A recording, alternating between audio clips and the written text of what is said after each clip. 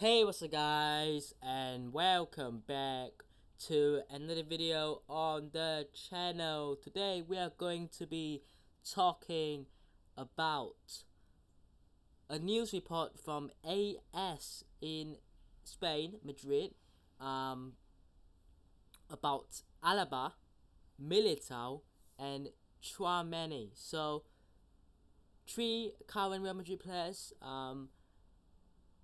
We're also gonna talk about, like I said, of course, Kylian Mbappé. What is the latest? And I personally feel like this is the closest Real Madrid are ever going to get to sign Mbappé again. So let's dive right into it. Of course, we'll talk about Mbappé later on. So be sure to stick around for that. But let's start things off with this news, but this report from AS. Now, they have come out and said that Alaba and Militão are going to be the two main centre-back partnership next season.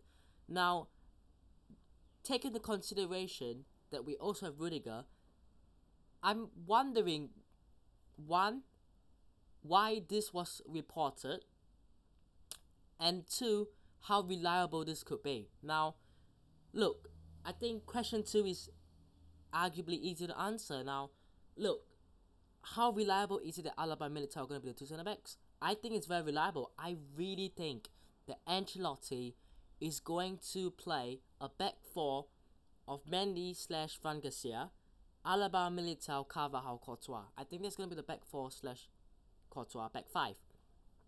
So I think that Rudiger will once again, like this past season, be a backup. Now, I think that is obviously harsh. I think that is a disrespect to a player like Rudiger. He's incredible, right? But I think you have to accept it for what it is.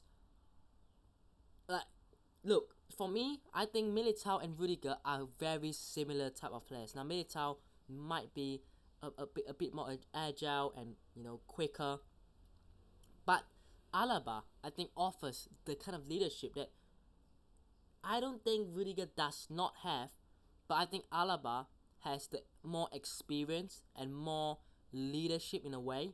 Now, Rudiger is obviously a big man, a big physical presence at the back, but I think Alaba will still be preferred. I think Alaba is the type of centre back that Ancelotti prefers. I think it's pretty clear. So, look, for me, it's not really that much of a surprise. I mean, if Rudiger was ever going to be a starter, I think it would have been clear since last season that he would have played most. Now, last season, Alaba got injured for a while, and then Rudiger came in. I think that's the only reason why Rudiger played that much. Because I think if Alaba was fit for majority of the season, I think Alaba would be preferred with Militão.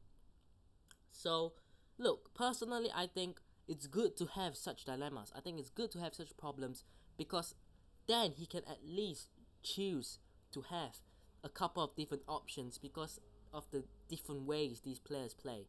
So, of course, squad depth is a good thing, and of course, the options is good. Now, as to why this was released, look, I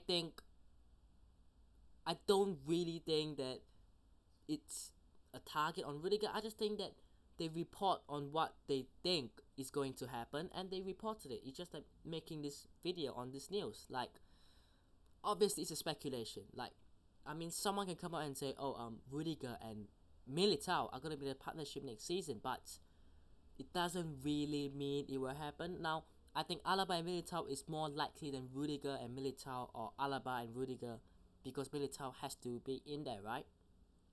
So, look, let's see what happens. I personally feel that it's going to be Alaba and Militão, like it was 2 seasons ago, like it was for the start of last season, up until the point where Alaba got the injury. But I'll keep a lookout for this one because this is interesting. Now, I talked about Tchouaméni yesterday and how and why he will stay. Now, if you guys haven't already, go and watch yesterday's video. But it's interesting because after a day or two after Fabrizio Romano and everyone come out and clarify and confirm that Tchouaméni will stay, we get another news from AS. Now I don't know where they're getting this information from, but basically it said Ancelotti wants to basically make Tchouaméni his DM in that team, in the midfield. Basically, he wants Tchouaméni to be the anchor, the sweeper. As I said, doing the kind of job that Casemiro did. Now, if there's anyone that can do the job that Casemiro did, it's Tchouaméni. I said it yesterday. So, I think for this news to come out, I think it's just almost confirming like 100% that he's not leaving anywhere, because the player wants to stay, Real Madrid wants to stay, and now we get that from Ancelotti. Because if Ancelotti was reported to come out saying he didn't really fancy Tchouaméni, then there was gonna be the spotlight on Ancelotti and Tchouaméni. Oh, is there something gonna happen? Is there a conflict? Is he gonna leave? But I think when the coach comes out and basically he didn't say it directly, but when a news outlet says that the manager wants to keep the player, it's almost a certainty. So look, Tchouaméni, like I said yesterday, like I said since he signed, has to be given time. He has to be given time, and one season isn't enough to judge or justify his price. I think you need to give him more time, really. So you know what? Let's see what happens with this one. But I mean, it's incredible, really. I do expect him to be the starting defensive midfielder for next season.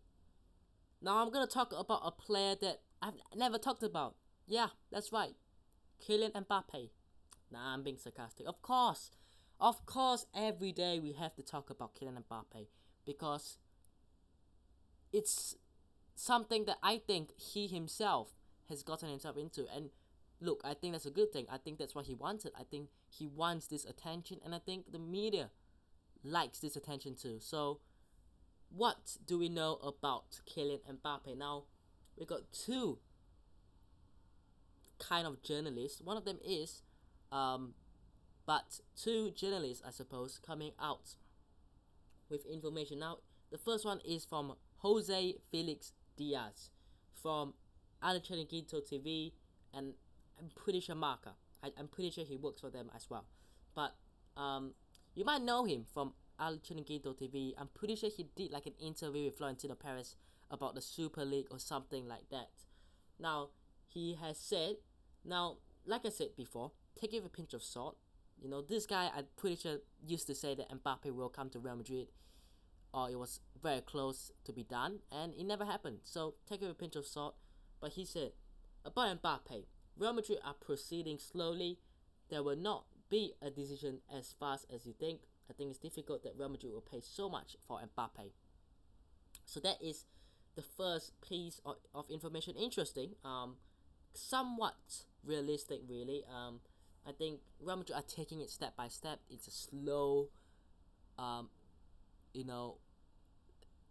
negotiations with PSG. You're not gonna go straight in with a bid.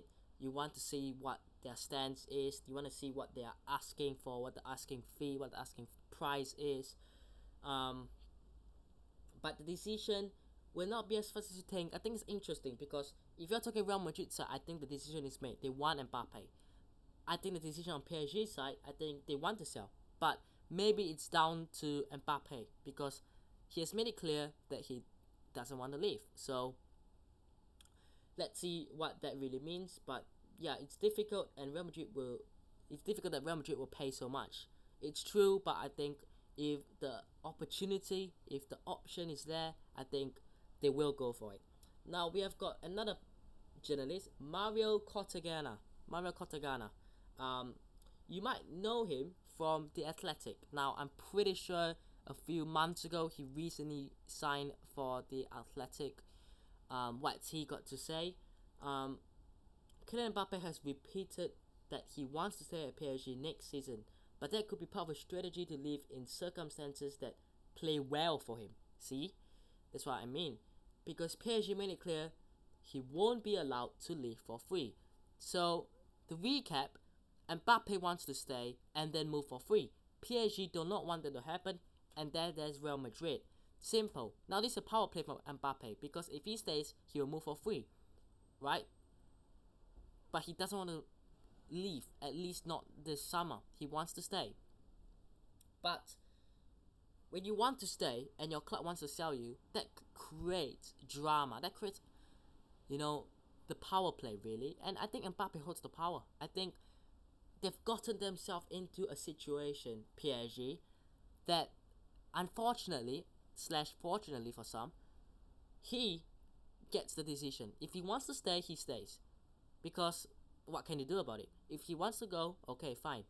But it's interesting. Really, this piece of news is very interesting. Now, from both sides, from both stories that I've read, what you can take away, like I said, believe it as if you want, but it's like the same as it always was. Real Madrid will be advancing and proceeding with this deal slowly. It's not going to be something that happens tomorrow. While PSG want to sell him or make him sign a new contract. Now, if he doesn't sign a new contract like he said he wouldn't, they will be forced to sell him because they do not want to lose out on him for free. Mbappe, though, basically plays the Uno card. He's pressed Uno, his last card left. And that is something, it's just that you don't want him to win. Like, honestly, what can we do to stop him? Now, he's got the last card left. And basically, he holds the power. Because he can leave if he wants. But he can also stay if he wants. And that messes PSG. I think that suddenly toys with Real Madrid. Because Real Madrid are unclear whether he wants to leave or stay. And whether PSG want to sell or not. So, honestly, it's very, very, very unclear, the situation. But we just have to wait to see what happens. But just take this in mind.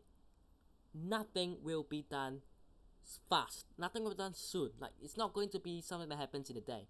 It could drag on, like I said a couple of days ago, to mid-July, August period. So it could go on to July, August, this saga. So let's just see what happens with this one. But I hope you guys have enjoyed today's video. Let me know what your thoughts on Alaba and Militão's partnership for next season. Aurélien Tchouaméni being the main defensive-minded midfielder, being the main key player in the midfield to be built around him. Also, this Kylian Mbappé saga. Let me know what your thoughts are. I hope you guys have enjoyed today's video. Hit the like button if you did. Subscribe to the if it's on already. And I will see you guys in the next one. Peace.